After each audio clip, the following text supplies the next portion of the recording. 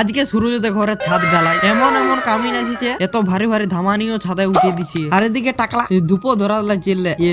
তো গাইস আজকের আবহাওয়াটা এমন আছে না, এর নাম কি দেয়া যায় বলো তো? আইডিয়া বিড়ির ধুঙ্গা ডেই। এটা ঠিক আছে, তো চলো একটু শুরু থেকে বলছি। আমি ঘুমায় উঠেছিলাম পনে ঘুমায় উঠতে দিয়ে দিল দেশি বিরিয়ানি, তার সাথে চিকেন চিল্লি।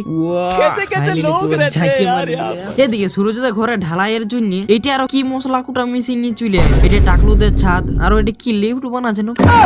টাকলু আমাকে বলছে চ একটা ভিডিও বানাই দিবি, বলে চ তাইলে। ওরে ভাই থালার দিকে আমার কোথা থেকে নদী ঝরছে আর কি বলবো। এদিকে মশলা দিচ্ছে আর ইয়ার ফক ফক উঠাচ্ছে, মানে কোনো টেনশনই নেই। টাকলুকে দিয়ে যে পূজা করতে একটা ধূপও ধরাতে পারছি, কোন রকম করে ধরাইছে। পূজা করিস না আগে তুই হাসি।